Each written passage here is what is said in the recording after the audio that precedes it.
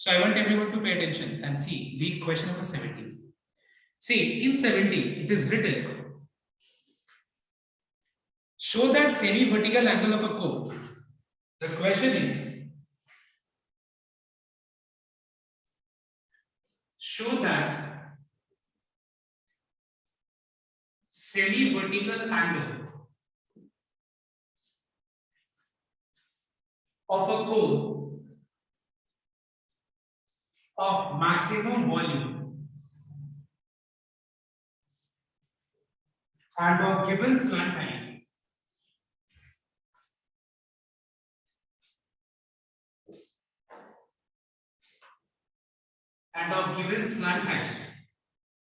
is cos inverse 1 by root 3. Now this is what you have to show here. Okay, तो ये question मैंने question भी लिख लिया कि किसी को कोई प्रॉब्लम नहीं हो. ओके, तो ध्यान से एक बार नोट करें. तो this is the question and just let's start now the sum. Can you tell me what is the first point? Any yes, what is the first point in the question? Anyone here? बताओ पहला point क्या होगा question में, बताओ. Slant height cos inverse. So slant line height given. Slant height of cone is given.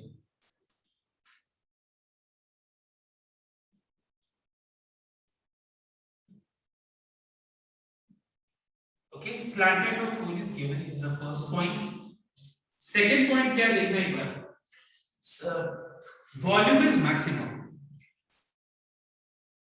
Volume of cone is maximum. And third point we have to prove. We have to prove that semi-vertical angle is cos inverse 1 by root 3. This is the third point. All right. So एक बार ये तीनों point को एक बार बढ़िया से एक बार पहले देखो.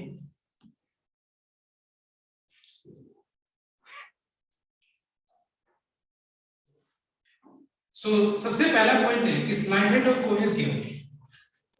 तो सपोज अगर एक कोन है और कोन का अगर हमको slant height given है, इसका मतलब slant height चेंज नहीं हो रहा है. गिवन का मतलब ये हुआ कि slant height is constant. So let us assume that the constant slant height is k unit. ठीक है, सबसे पहले हम लोग let ले लेते हैं. Let k unit be the given slant height.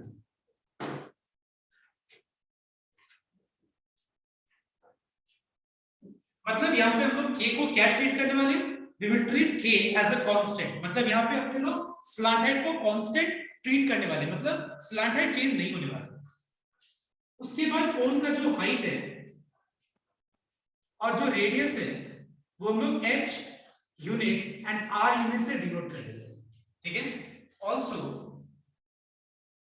h unit and r unit be the height and radius of the cone. ठीक है, height and radius of cone को हम क्या लेते हैं? h unit and r unit. Now हम लोगों को पता है कि पहला पॉइंट का मतलब क्या होता है. What is the meaning of point number 1? Point number 1 means we find out the relationship between the constant and the variable. So can you tell me how to derive the relationship between the constant k, which represents the slant height of the cone, and the variable h and r, which is the k is equal to root over h square plus r square. So it is very much clear that k अगर हम यहाँ देखें इस triangle में, right angle triangle में, so k is the hypotenuse, so k square equals to h square plus r square. This is equation number 1. K square is equals to h square plus r square. This is equation number 1. Now let us come to step number 2. Volume of cone is maximum. So let V be the volume of the cone.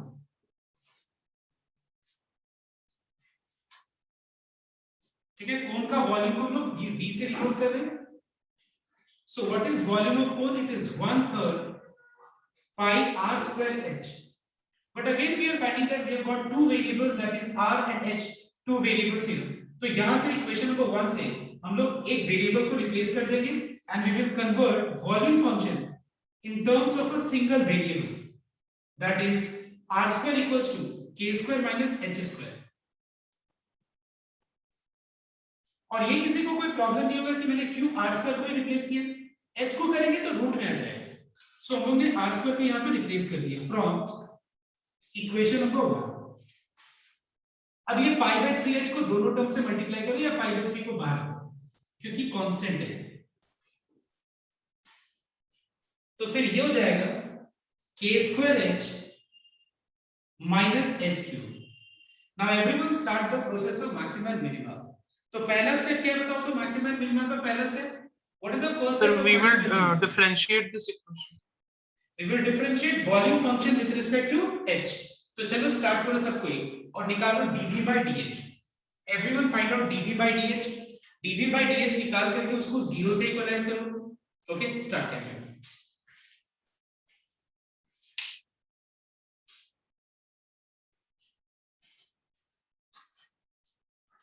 Now let us differentiate v with respect to h. So we will get dv by dh, जिसमें pi by 3 constant है वो तो बाहर ही रहेगा। Now what is ddh of k² h? k² is a constant, keep it outside, and ddh of h is 1. ddh h of h cube is 3h²। उसके बाद हम लोग dv by dh को 0 से इक्वलाइज करके हम लोग h का वैल्यू निकालेंगे।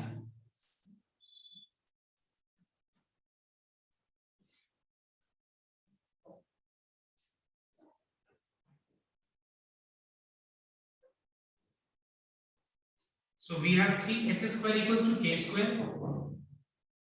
h² equals to k² by 3, h equals to k by √3। मतलब यहाँ पे h का वैल्यू क्या आ गया k by √3 not k by 3। I think h is k by √3। Check once। Yes sir। Yes okay h is k by √3।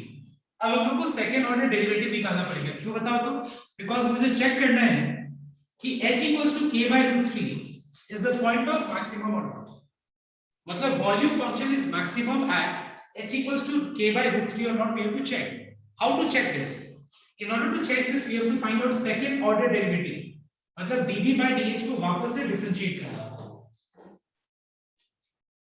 So we will get d² v by dh² equals to pi by 3 is a constant, keep it outside, ddh of k² is 0 and ddh of 3h² is 6h।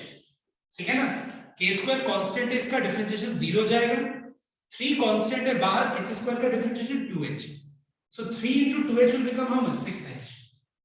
मतलब ये हो जाएगा minus pi minus 2 पाई h। कैसे होगा 3 2 जा 6 और पाई से multiply करेंगे तो माइनस 2 पाई h। उसके बाद हम लोग को चेक करना है कि क्या वॉल्यूम फंक्शन h के वैल्यू पे, मतलब जो हम लोग ने h का वैल्यू निकालना है k by √3, इस पे मैक्सिमम है या नहीं। h का वैल्यू k by √3 पुट करके हम लोग चेक करेंगे कि इसका आंसर क्या है। क्या है लेस देन 0 है। देखो क्योंकि यहाँ पे नेगेटिव है, मतलब volume function is maximum at, therefore v is maximum at h equals to k by √3। मतलब हम लोगों ने सेकंड पॉइंट प्रूव कर दिया। मैं एक बार फिर से रिपीट कर रहा हूं, देखना है। सबसे पहला चीज slant height of the cone is given, तो हम लोग ने स्लैंट हाइट ऑफ कोन को k यूनिट लेट लिया।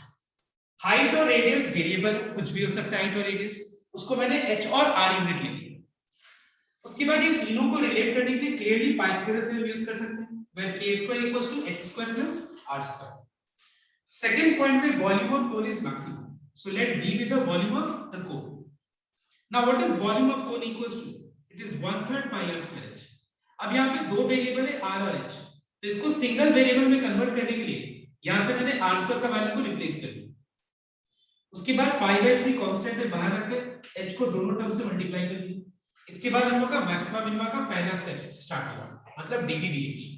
सेकंड स्टेप में 0 से इक्वलाइज करके h का वैल्यू निकालना, और थर्ड स्टेप में सेकंड ऑर्डर डेरिवेटिव निकाल के h का वैल्यू जो आया था वो मैंने पुट किया और देखा कि यहाँ पे नेगेटिव है, मतलब लेस देन 0 आएगा, मतलब volume is maximum at h equals to k by √3, ये पता चला। अब थर्ड पॉइंट देखना एक बार, show that semi vertical angle is cos inverse 1/√3। तो मैं पहले चाहता हूं सब कोई को यहां तक पहले कॉपी करके, और अगर कोई डाउट है तो पहले डाउट को क्लियर करके। Okay, you clear all your doubts if you have. Copy it out together. Now the question is, what is the meaning of semi-vertical angle? Please note down everyone. What do you mean by semi-vertical angle? Suppose this is a cone.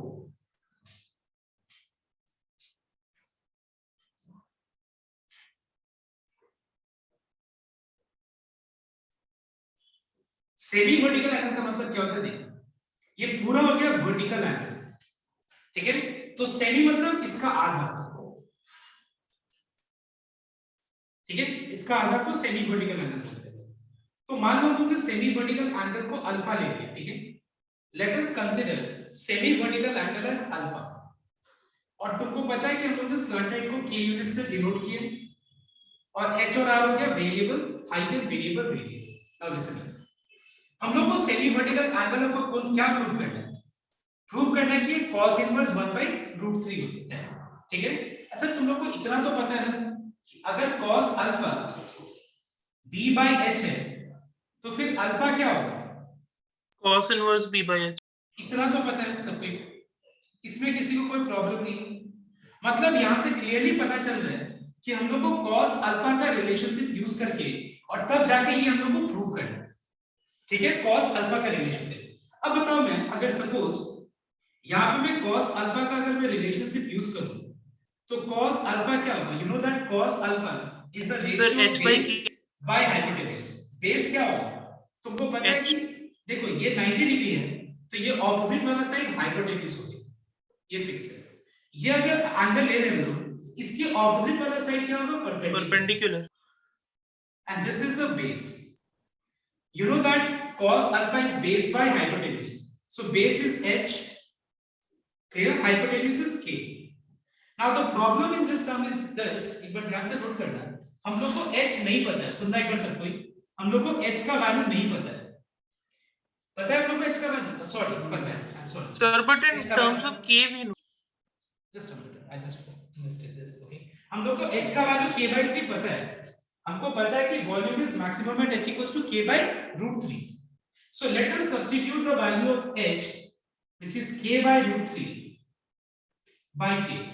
So what is k/√3 by k? k cancel हो गए तो 1/√3 आ गया। मतलब अगर cos alpha 1/√3 है तो फिर alpha क्या होगा बताओ एक बार? cos inverse 1/√3 हो गया प्रूफ। लेकिन अगर मान लो सपोज इसी सम में, सुनना एक बार, यही सम में अगर ये प्रूफ करना होता show that semi vertical angle is tan inverse, कुछ भी जो था, तो फिर हम क्या करते हैं? tan अल्फा लेते हैं। बताओ तो tan अल्फा क्या चीज का रेशियो होता है? परपेंडिकुलर बाय बेस का, that is r by h, r by k. ठीक है? r by h। नाउ इस केस में हम लोग को h का वैल्यू तो पता है k के टर्म में, लेकिन r का वैल्यू हम लोग को नहीं पता है। तो फिर उस केस में क्या Sir, होगा? we can find it out using Pythagoras theorem. Absolutely correct. मतलब हम लोग को पता है कि k² equals to h² plus r²। तो यहाँ पे h का वैल्यू पुट करके हम लोग r निकालेंगे। अगर हमको मान लो सपोज tan के टर्म्स में अगर हमको यहाँ पे प्रूफ करना होता सेमी वर्टिकल एंगल, किसी में भी आ सकता है। जैसे इस सब में cos इनवर्स के टर्म्स में पूछे तुमको यही सब मतलब क्वेश्चन पे हो सकता है। क्वेश्चन एकदम सेम रहेगा, एनसीईआरटी में हो सकता है या sin इनवर्स या tan इनवर्स, ठीक है? तो तुम क्या करोगे? tan इनवर्स होगा तो tan अल्फा का फार्मूला यूज कर, cos इनवर्स होगा तो cos अल्फा का फार्मूला यूज कर, sin इनवर्स होता है तो sin अल्फा का रिलेशनशिप यूज करके हम लोग सॉल्व करते हैं। बस इतना ध्यान रखना कि हमको h का वैल्यू मिल गया है, और अगर हमको r का वैल्यू चाहिए तो यहाँ r का वैल्यू इसमें h का वैल्यू पुट करके हम लोग r निकाल सकते हैं। Alright everyone, so everyone copy it. I hope you all have understood this. Semi-vertical angle, okay? So एक बार कॉपी करेंगे, और ये कॉपी करने के बाद next sum that is number 80 सबको एक बार रीड करना है, ठीक है? 80 नंबर, और ये बहुत बहुत इंपॉर्टेंट सम है, please note down, this is very very important sum. So the next question, okay, everyone note down. Question is, show that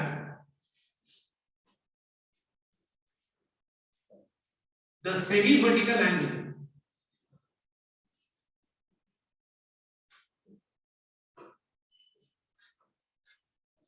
of a right circular cone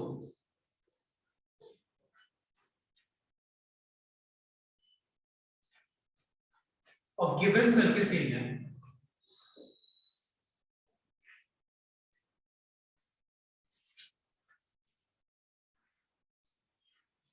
and maximum volume is sine inverse 1 by 3. See, this sum is almost similar. Logic सब लगभग उसी के जैसे है, मतलब similarity ये है कि इसमें भी कोन था, इसमें भी कोन है, उसमें गिवन स्लैंट है, इसमें गिवन सरफेस एरिया है, वहां पे सेमी वर्टिकल एंगल लास्ट में प्रूव करना है, यहाँ पे भी सेमी वर्टिकल एंगल। वॉल्यूम दोनों में क्या होना चाहिए? दोनों में वॉल्यूम मैक्स था। So let us begin. Point number 1, surface area is given. Surface area is given means surface area is not going to change throughout the question. Whatever dimensions you take, मतलब तुम height और radius या slanted कुछ भी ले लो, लेकिन इसका जो मतलब surface area है वो constant होना चाहिए, surface area change नहीं होगा। Number 1. Number 2, volume of cone is maximum, and third point is we have to prove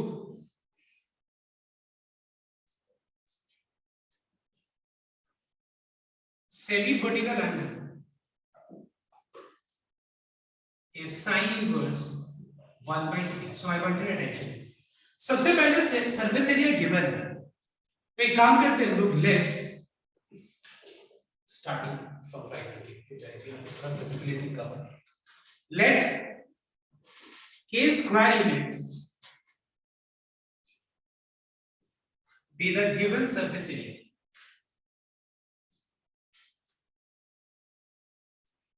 okay, मतलब हम लोग जो गिवन सरफेस एरिया, मतलब यहाँ पे लिखा हुआ है कि सरफेस एरिया इज गिवन, तो उस गिवन सरफेस एरिया को हम लोग k स्क्वायर यूनिट से डिनोट कर देंगे। Let us denote the given surface area with k square unit. अब देखो, एक कोन का सरफेस एरिया क्या चीज पे डिपेंडेंट है बताओ तो? कोन का सरफेस एरिया क्या क्या चीज पे डिपेंडेंट है? Radius and height. Radius and slant height.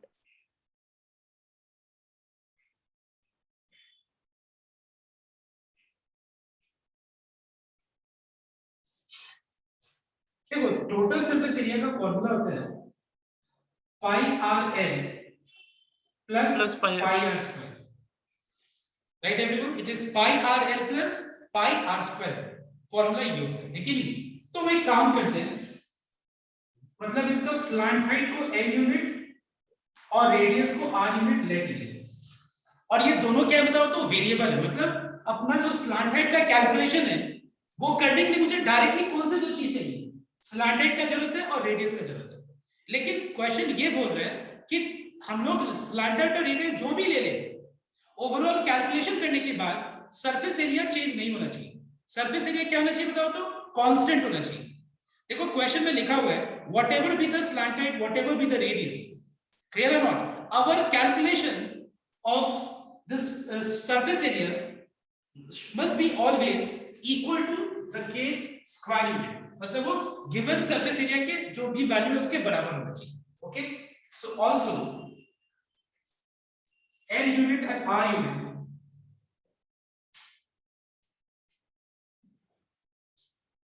be the slant height and the radius. Okay, अब हम लोग को सबसे पहले रिलेट करना होगा ये वेरिएबल, मतलब स्लैंट हाइट और आर को मुझे रिलेट करना होगा कांस्टेंट से, that is k square unit which is the total surface area. So we all know that, ये मैंने ऑलरेडी लिख दिया है यहाँ पे कि pi r l plus pi r square is equals to k, mark it as equation number 1. Okay, so we have completed step number 1. Now let us move to step number 2. Let V be the volume of the cone. So what is volume of cone equals to? It is 1/3 pi 1/3 pi r square, but h यहाँ पे हम लोगों ने define नहीं किया, यहाँ पे हम लोगों ने h डिफाइन नहीं किया, तो हम लोग h को क्या करेंगे पता है? h को लिख लेंगे यहाँ पे हम लोग in terms of l and r. So can you tell me what will be h in terms of L and R? root over L Square square. root of L square minus R square. देखो यहाँ पे ना हम लोग unnecessary कुछ भी हम लोग वेरिएबल्स को लेट नहीं लेंगे, जितना हम लोग को चाहिए उतना लेट लेंगे। ये चीज हमको बहुत सोच समझ के करना पड़ेगा, ठीक है? क्योंकि जब हम लोग मैक्सिमम मिनिमम का प्रोसेस स्टार्ट करेंगे तो हम लोग को ध्यान रखना पड़ेगा कि यहाँ पे जितना वेरिएबल है वो और कांस्टेंट वहां पे रिलेटेड होना चाहिए। समझ में मेरी बात क्या बोल रहा हूँ मैं? यहाँ पे फॉर्मूला में जितना भी मैं वेरिएबल यूज कर रहा हूँ, मतलब यहाँ पे जो मैक्सिमम मिनिमम वाला जो प्रोसेस है उस फंक्शन में जो भी वेरिएबल है वो वेरिएबल का कांस्टेंट के साथ रिलेशनशिप होना चाहिए। तो यहाँ पे हम जितना भी वेरिएबल लेट नहीं ले सकते। तो यहाँ पे मैंने क्या किया देखना एक बार, हाइट को क्या कर लिया देखो एक बार, you know that height square plus radius square equals to l square. तो मैंने हाइट क्या किया, l square minus are square का रूट कर लिया। समझ में मेरे बात? Is this clear everyone? Height of the cone क्या ले लिया मैंने, under root l square minus are square ले लिया height of the cone. Clear? अब बताओ फॉर्मूला क्या होता है, 1/3 पाई आर स्क्वायर एच होता है। तो यहाँ पे h है square root of L square minus are square. अब याद होगा मैंने पहले ही बताया था कि जब भी हम लोग को क्वेश्चन में मतलब सेकंड स्टेप में मैक्सिमम मिनिमम वाले स्टेप्स में अगर मान लो सपोज यहाँ पे दो वेरिएबल है, सपोज रूट है, तो याद है मैंने बताया था कि रूट हटाने के लिए क्या करना होता है? Do you remember this part? Yes, हम लोग रूट हटा सकते हैं। Do you remember what? So we can ignore the root because during differentiation. नहीं, हम लोगों ने सम किया था ना number 9, Squaring on both sides. Exactly, तो सब कुछ भूल गए, स्क्वायरिंग बोथ साइड्स।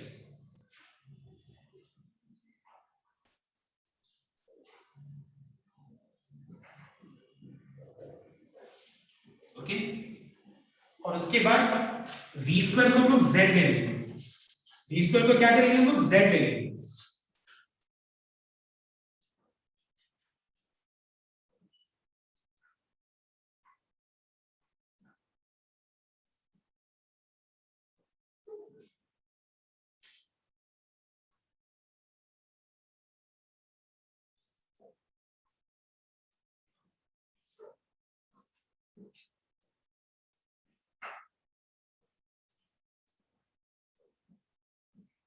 ठीक है, और यहां पे लिख देना let z equal to v square. अब देखो प्रॉब्लम अब यहां पर शुरू हो क्या हो रहा है देखते हैं। पाई स्क्वायर मैंने एक कांस्टेंट है बाहर रखा था और r टू द पावर 4 को दोनों टर्म से मल्टीप्लाई किया। ठीक है, अब देखो आगे, अब यहां पे प्रॉब्लम ये हो रहा है कि मैं किसको रिप्लेस करूं, क्या मैं इसको r के टर्म्स में कन्वर्ट करूं या मैं l के टर्म्स में कन्वर्ट करूं? तो ध्यान दीजिए, it is better equation number 1 को देख के पता चल रहा है कि हम लोग l निकाल पाएंगे बहुत इजीली। r निकालने के लिए बहुत प्रॉब्लम होगा क्योंकि यहाँ पे r है, यहाँ पे r स्क्वायर है। So what will be the value of l? It will B k minus pi r square by pi r।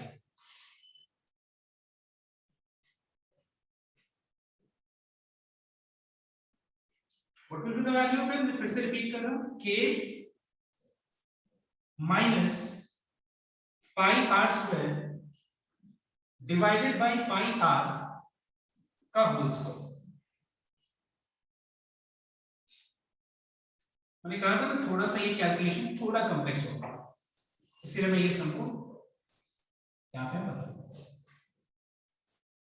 देखने फिर से देखते हैं। I repeat once again, pi square में नहीं कांस्टेंट है बाहर आएंगे, r टू द पावर 4 को दोनों टर्म से मल्टीप्लाई करें। यहाँ पे उसके बाद मैंने क्या किया, इक्वेशन नंबर 1 से l का वैल्यू रिप्लेस किया। What is the value of l? k minus pi r square divided by pi, क्योंकि l स्क्वायर है तो ये पूरा का होल स्क्वायर हो जाएगा। ठीक है, क्योंकि ये l स्क्वायर है तो क्या होगा, ये पूरा का होल स्क्वायर हो जाएगा। तो कहां से लेना हम लोगों ने, ये फ्रॉम इक्वेशन नंबर 1। देखो यहाँ पे कूल रहना, रिलैक्स रहना बहुत इंपॉर्टेंट है। इरिटेट हो जाओगे, फ्रस्ट्रेट हो जाओगे तो नहीं समझ में आएगा। ठीक है, यहाँ पे ये बहुत इंपॉर्टेंट है कि दिमाग लगाना, रिलैक्स होकर सोच देखना। ये वाला लाइन समझ में आया? अभी वॉल्यूम मैंने निकाला तो वॉल्यूम में h था तो h को मैंने l और r के टर्म्स में यहाँ रिप्लेस कर दिया।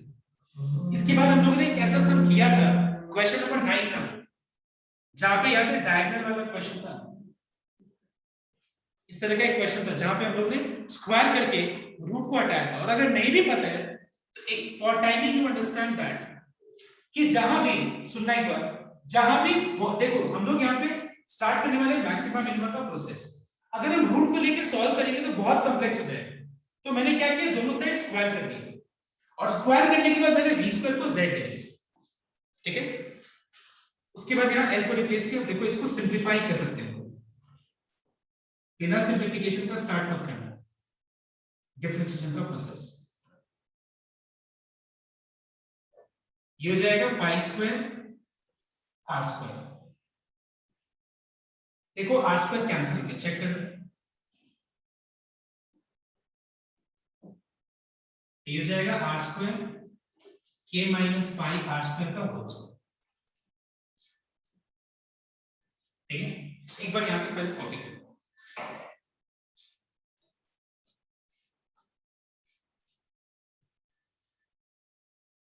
I'm just erasing this part, just this part. Yes, sir.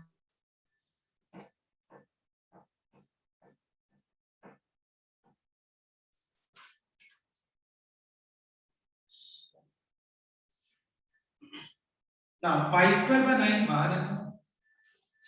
अभी हम लोग ने मैक्सिमम मिनिमम का प्रोसेस स्टार्ट नहीं किया, पहले इसको सिंपलीफाई करते हैं।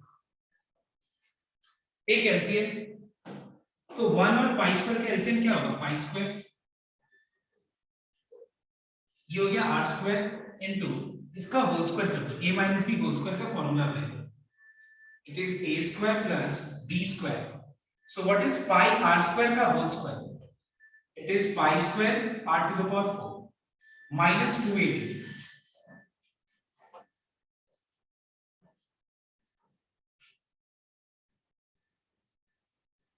ओके, और एलसीएम पाई स्क्वायर 1 का पाई स्क्वायर होगा, पाई स्क्वायर कितना टाइम्स पाई स्क्वायर 1, तो ये एक्सप्रेशन सेम रहेगा। 1 how many times pi square, it is pi square, ये हो जाएगा pi square r to the power 6, it will be pi square r to the power 6। अब देखो ये और ये कैंसिल हो गया, multiply r square with all the three terms, so you will get k square r square plus pi square r to the power 6 minus 2 pi k r to the power 4। देखो यहाँ पे cancel हो गया, pi square r to the power 6, तो क्या बचा 1/9 k square r square minus 2 pi k r to the power 4। देखो कितना सिंपल आ गया, क्या था और देखो कितना सिंपल फॉर्म में आ गया। अगर वही तुम लोग वहां पे बहुत ज्यादा मतलब बोलते ना, मतलब नर्वस हो जाता, प्रेशर फील करता यहाँ पे कि क्या होगा, इतना बड़ा कैलकुलेशन आ गया, तो क्या इतना सिंपल फॉर्म में आता। अब देखो कितना सिंपल फॉर्म में आ गया, हम लोग का जो मैक्सिमम मिनिमम वाला जो प्रोसेस है कितना आसान हो जाएगा। यू नो मैक्सिमम मिनिमम का फर्स्ट स्टेप क्या है, डिफरेंशिएटिंग। So differentiate. अब यहाँ पे z को डिफरेंशिएट करना है विद रिस्पेक्ट टू r। तुम वही सोचो कि अगर हम लोग को जो दिया गया था इस लाइन में या इस लाइन में तो कर ही नहीं सकते, इस लाइन में अगर हम डिफरेंशिएट करते तो मतलब चांस ज्यादातर था ही कि रॉन्ग होता ही, देयर वाज चांस दैट कहीं ना कहीं हम लोग मिस्टेक कर ही देते। तो यहाँ पे हम लोगों ने क्या किया, थोड़ा सा पेशेंस रख करके, दिमाग को कूल रख करके अगर हम इसको सिंपलीफाई कर दें तो देखो कितना इजी है एक्सप्रेशन। अब देखो Sir, if we take one k also common, that will be better. Fine fine ठीक कॉमन है।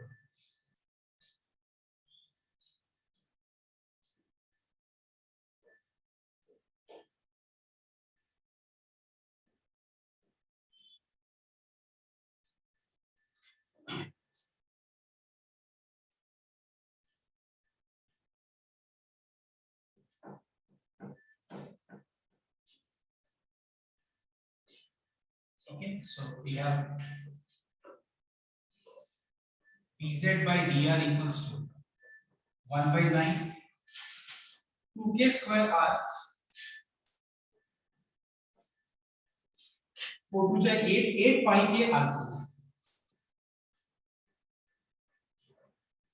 इसके बाद next step dz by dr को 0 से इक्वलाइज करो।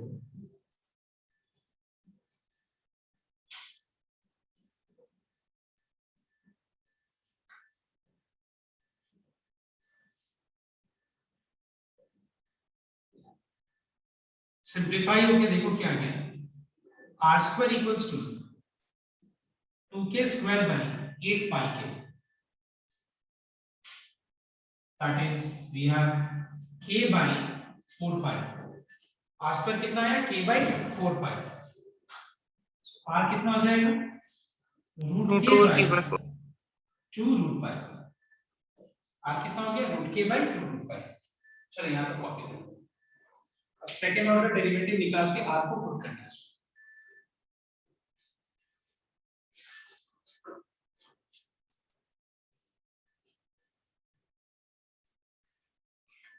Now next, now we have to test कि R पे जो Z फंक्शन है वो मैक्सिमम होगा या नहीं। तो अब हम लोग को क्या करना है सेकंड ऑर्डर डेरिवेटिव निकालना है।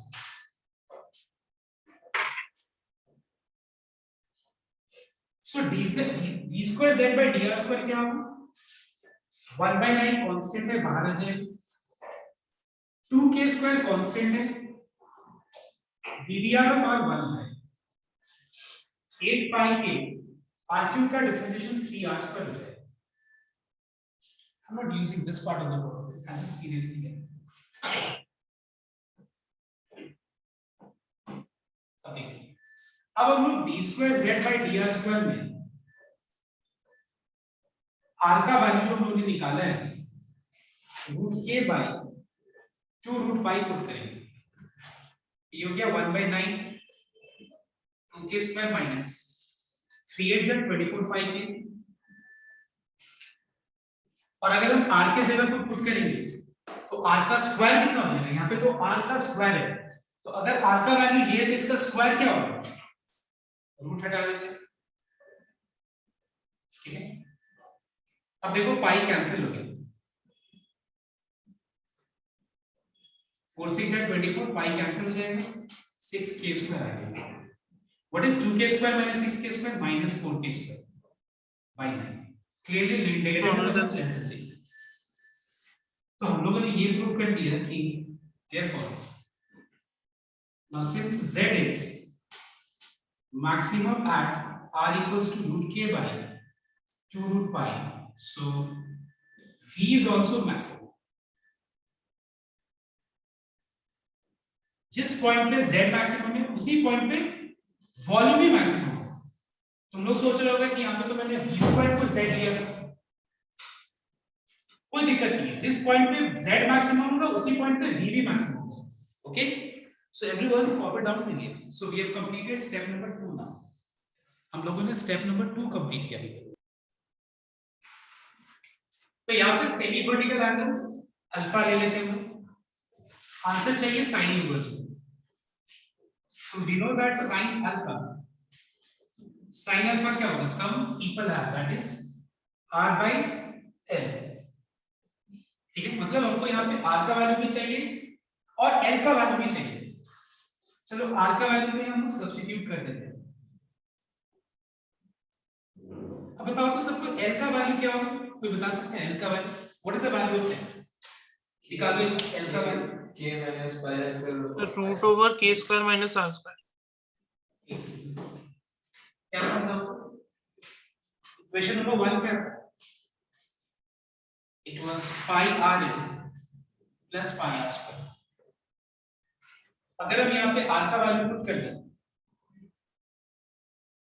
तो l का वैल्यू मिल जाएगा। अगर हम यहाँ पे r का वैल्यू पुट करें r का स्क्वायर मतलब यहाँ पे ये रूट हट जाएगा तो ये जाएगा k by 4 pi।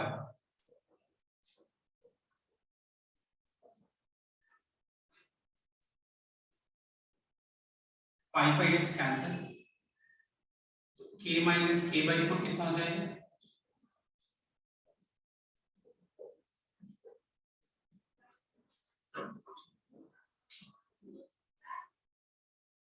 ऐसे लेकर यू गेट 3k by 4।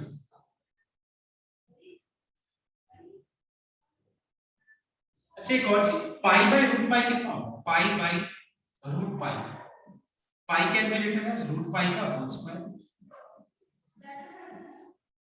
तो ये हो जाएगा तुम्हारा root pi denominator you get 3k by 4 into 2 by root pi into root k। again k by root k कितना हो जाएगा root k 2 2 जा 4। तो यहां से l का वैल्यू कितना है अब l का वैल्यू कितना पुट करना देखो सब कुछ कैंसिल हो गया, आंसर 1/3 है। तो अगर sin अल्फा 1/3 है मतलब अल्फा क्या होगा? Okay. बहुत लंबा समय, देखने में लग रहा है बहुत छोटा है, बहुत लंबा समय।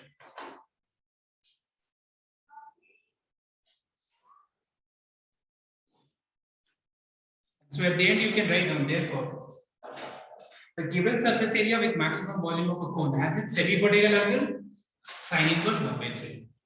So मैं क्या लिखूं?